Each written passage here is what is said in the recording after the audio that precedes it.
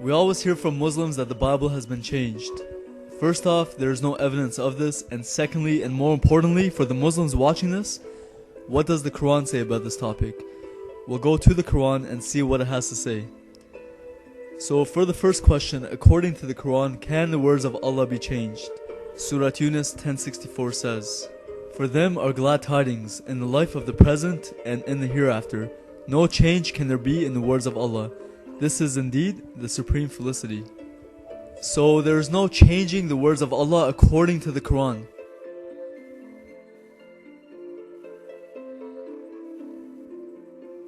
Now the next question, is the Torah, which is the law of Moses, and the Injil, which is the gospel, the words of Allah according to the Quran? Surah Al-Ma'idah 546. "And in their footsteps we sent Isa son of Maryam, confirming the Torah that had come before him, and we gave him the Injil, in which was guidance and light and confirmation of the Torah that had come before it, a guidance and an admonition for those who guard." So according to this verse, when Jesus came, he confirmed the Torah, the law of Moses, that Allah gave to Moses.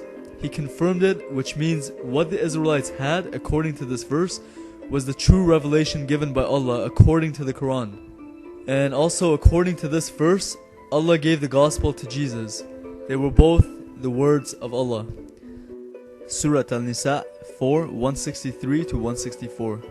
"Verily we have inspired you as we inspired Nuh and the prophets after him. We inspired Ibrahim, Ismail, Ishaq, Yaqub, and Al-Asbat, Isa, Ayub, Yunus, Harun, and Sulaiman, and to Dawood we gave the Zabur. And messengers we have mentioned to you before, and messengers we have not mentioned to you, and to Musa Allah spoke directly." So the Gospel, the book of Job, the book of Jonah, the book of Solomon, the Psalms, and the books revealed to Moses are all the words of Allah according to these verses. Also, Allah spoke directly to Moses, something that in the Quran does not happen with any other prophet, including Jesus or Muhammad. So please, no more written by men's statements, because according to the Quran, it was revealed by Allah, but it was scribed by men, just as the Quran was scribed by men. So far what we see is that all these books from the Bible are the words of Allah according to the Quran. And remember, the words of Allah cannot be changed. Surah Yunus 1094. "But if you are in doubt as to what we have revealed to you, ask those who read the book before you. Certainly the truth has come to you from your Lord, therefore you should not be of the disputers." Also Surah 4, 136. "O you who believe in Allah and His Messenger, and the book which He has sent down to His Messenger, and the scripture which He has sent down to those before, and whosoever disbelieves in Allah, His angels, His books, His messengers, and the last day, then indeed he has strayed far away." If the Bible was corrupted, why would Allah direct a follower of His to that corrupted book? Why would He command that you believe all of His books if some of them are corrupted, especially after Allah saying that His words cannot be changed and that His words were the scriptures before the Quran was revealed? That would make no sense. Surah Fatir 35-31. "And what we have inspired in you of the book, it is the truth, confirming that which was before it. Verily Allah is indeed all aware and all seer of His slaves." So again, we see that the Quran states very clearly that not only the previous scriptures were from Allah, but also that the previous scriptures were intact, meaning not altered. As the surah says, the Quran came confirming what was before it. Surah Al-Imran 3:3.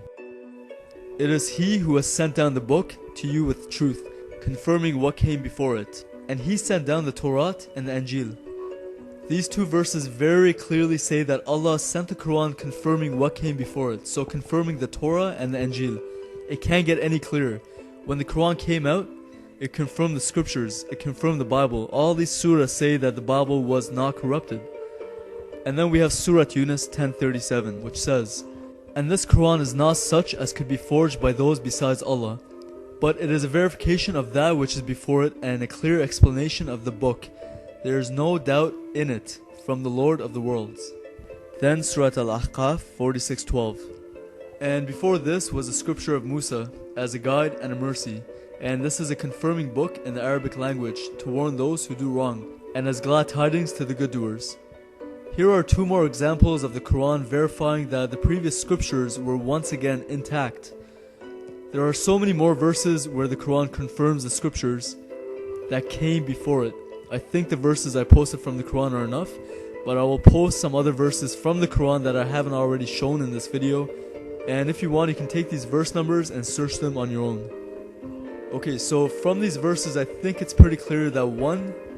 Allah's words according to the Quran cannot be changed. 2. The Torah, the Injil, the writings of David, Solomon, Job, etc., etc. are all the words of Allah according to the Quran, so therefore they cannot be changed. 3. Not only did Jesus confirm the scriptures that came before him, but so does the Quran confirm them. So again, why would Allah tell you to go to a corrupted book? If you want to say it was corrupted after the Quran came out, well, first off, shouldn't Allah know that it was going to be corrupted and say so? And also, knowing that it would be corrupted, shouldn't He, being all-knowing, not refer you to it in the past, present, or future? Also, if it is corrupted, shouldn't He say that it is corrupted? And say it very clearly, but again, it confirms the previous scriptures and says nothing about any corruption. Also, on the topic of it being corrupted after the Quran came out, that's impossible. We can compare our Bibles today to the Dead Sea Scrolls, which were written around 700 to 1000 years before the Quran, and they match with what we have today. And then there is the Greek translation, the Septuagint, which was done around the 2nd century or 3rd century BC. Then there is the Aramaic translation called the Peshitta, done around the 2nd to the 4th century AD. Then there is the Latin Vulgate, done around the 4th century AD. And then for the New Testament, there are over 5,000 early Greek manuscripts of the New Testament. Plus, there are many translations which came before the Quran, like the translations into Latin, Syriac, etc. So altogether, there are about 24,000 ancient manuscripts which predate the Quran for the New Testament, which all coincide with what we have in our Bibles today. If there are any differences in the Greek manuscripts, they are explained in the footnotes, and they are always minor, nothing doctrinal or of any importance. So with all that being said, simple logic can only give you the conclusion that according to the Quran and other historical documents, the Bible couldn't have been corrupted. So then comes the question, if the Quran confirms the Bible, why do Muslims say it is corrupted? The reason Muslims say that the Bible is corrupted is because they have no choice. They have to say it's corrupted because if the Bible is not corrupted, then the Quran is obsolete.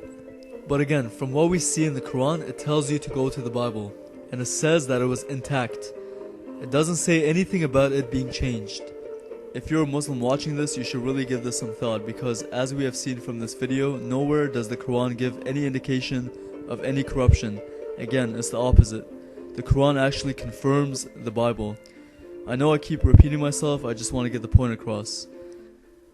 Now, I want to take a moment for any Muslims watching this who might not understand the reason for the crucifixion.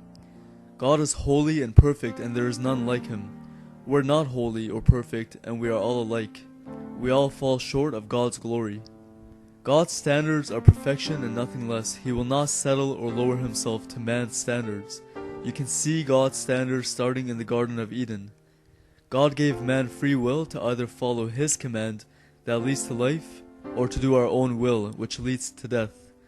Again, God's standards are perfection. He will not settle for less, which is why it took one sin, one act of disobedience for Adam to be cast out of the garden. With this one sin came a shadow of what was to come later, animal sacrifice for the forgiveness of sin. Genesis 3:21 says that to clothe Adam and Eve's nakedness, in other words, to atone for their sin, God sacrificed an animal as a substitute to His wrath upon them. Then when the Torah came, God said that the way to receive forgiveness of sin was through the blood of the sacrificed animal, which had to be sacrificed in the temple in Jerusalem. These sacrifices were symbolic, a shadow of what was to come, which is the final sacrifice, which is the Messiah crucified. Man sinned, so a man had to take the punishment for sin. The blood of animals did not remove sin, as again, they were symbolic of what was to come, Jesus Christ, in whom is the fulfillment of all things.